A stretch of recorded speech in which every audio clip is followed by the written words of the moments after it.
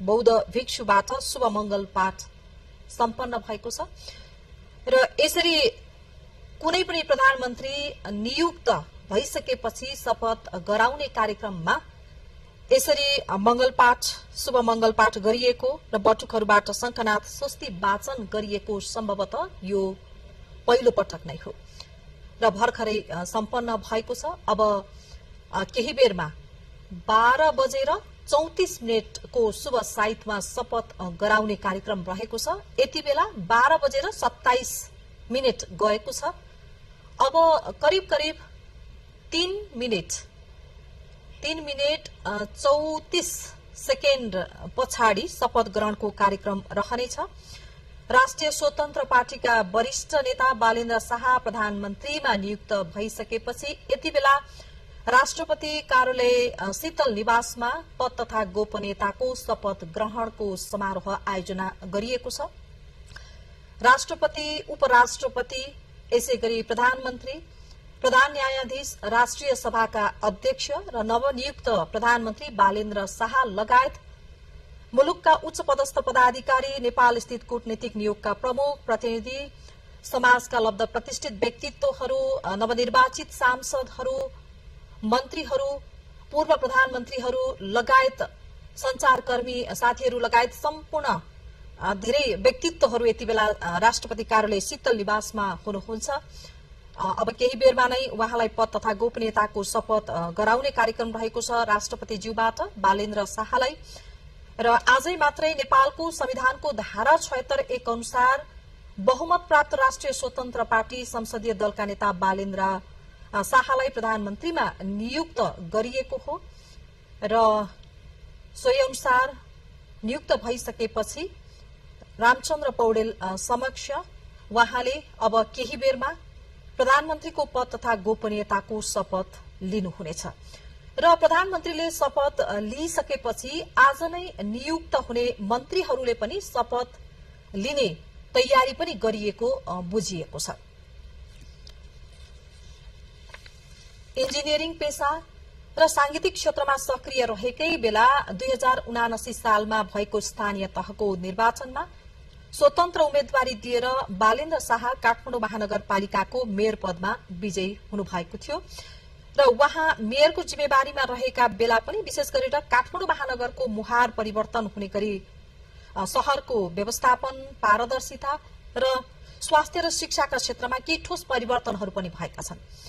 कार्यपालिका बैठकको प्रत्यक्ष प्रसारण गरे लगत्तै कार्यपालिकाको बैठक फेसबुक लाइभ मार्फत प्रत्यक्ष प्रसारण गर्ने शुरूआत पनि बालेन्द्र शाहले आफू काठमाडौँ महानगरको मेयर हुँदाखेरिमा शुरूआत गर्नुभएको थियो र उहाँकै कार्यकालमा घरको नक्सा पास, ई हस्ताक्षर र अनलाइन प्रणाली मार्फत सेवा प्रवाहमा सहजता ल्याउने कामहरू पनि भएका छन्।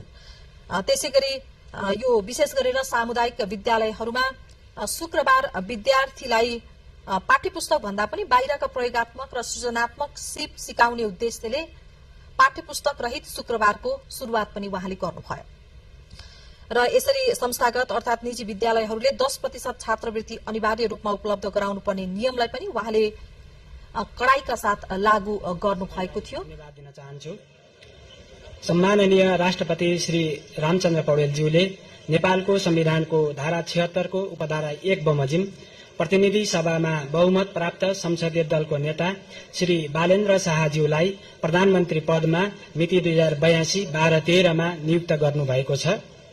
नेपालको संविधानको धारा 80 बमोजिम आज यस समारोहमा सम्माननीय राष्ट्रपतिज्यू समक्ष नवनियुक्त सम्माननीय प्रधानमन्त्री श्री बालेन्द्र शाहज्यूले प्रधानमन्त्री पद तथा गोपनीयताको शपथ लिने कार्यक्रम रहेको छ।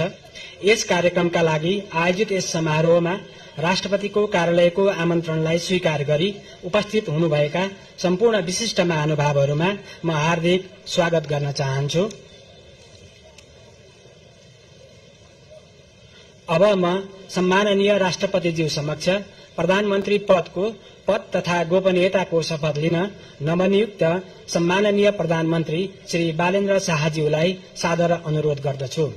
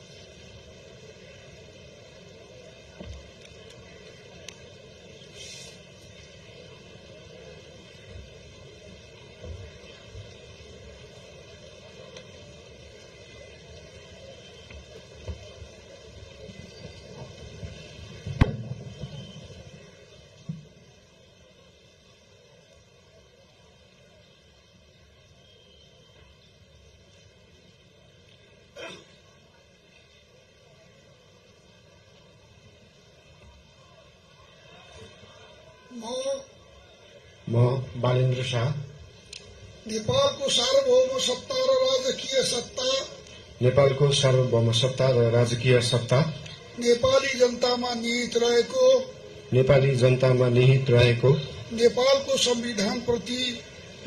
संविधान प्रति पूर्ण वफादार रही सत्यनिष्ठापूर्वक प्रतिज्ञा गर्दै ईश्वर देश र जनताको नाममा शपथ लिन्छु कि प्रधानमन्त्री पदको जिम्मेवारी प्रचलित कानूनको पालना गरी मुलुक र जनताको भलो चिताई कसैको डर नमानी पक्षपात नगरी पूर्वाग्रह वा खराब भावना नलिई ईमानदारीका साथ गर्नेछु र आफ्नो कर्तव्य पालनको सिलसिलामा आफूलाई जानकारीमा आएको कुरा म पदमा बहाल रहँदा वा नरहँदा जुनसुकै अवस्थामा पनि प्रचलित कानूनको पालना गर्दा बाहेक अरू अवस्थामा कुनै किसिमबाट पनि प्रकट वा संकेत गर्ने छैन। धन्यवाद। यसपछि नवनियुक्त सम्माननीय प्रधानमन्त्रीज्यूलाई आफ्नो आसनमा रही शपथ पत्रमा हस्ताक्षर गरिदिनु हुन अनुरोध गर्दछु।